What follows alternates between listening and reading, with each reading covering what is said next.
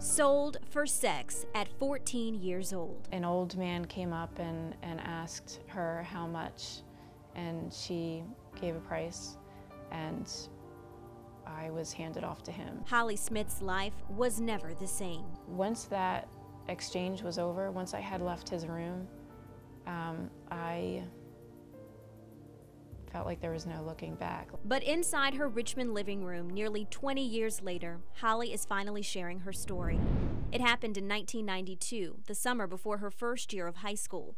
She was a rebellious teen looking for someone who cared. That's when she met a guy at the mall who lured her with the promise of love, money, and a better life. That I could travel across the country in a red Corvette, and I would get to meet famous actors. I'd go to famous cities, I'd go to famous clubs. So I ran away with him. Within the first 12 hours of running away, Holly was in the streets of Atlantic City, forced to take on a new identity. And this is what you have to do, and this is your new name, and this is your new birth date and your address. And I had to repeat it back to them. I didn't memorize it. And at 14 years old, she was forced to sell her body for sex by the pimp and his female friend. She said, not all guys want to sleep with you. She said some of them want to just talk, and none of them wanted to just talk. Holly spent nearly 36 hours going from street corners to motel rooms with nearly a dozen men before police arrested her and brought her home. But that 36 hours changed my life completely. Like, it separated my life into two parts. Before Atlantic City and after. And without any counseling, Holly slipped into depression, became addicted to drugs, and attempted suicide. For almost 20 years, I've carried that experience with me, and I've always thought it was somehow my fault. That's until she connected with a nonprofit group for help.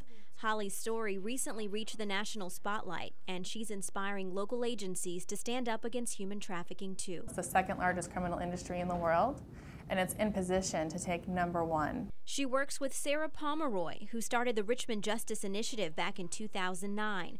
Her group organizes human trafficking symposiums like this one held at the Richmond Police Department in October to make people aware of trafficking in our area. Typically it starts, anywhere from like North Carolina, they'll go to Virginia Beach, Williamsburg, make a stop in Richmond, head to DC, New York, and then make that route right back.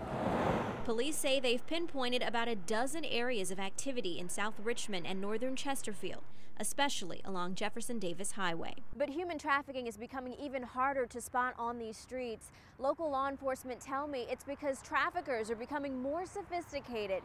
Rather than standing on a street corner, women are oftentimes picked up in a car and taken directly to someone's house or motel room, like an escort service. The Richmond area is considered a target for human sex trafficking because it sits near I-95.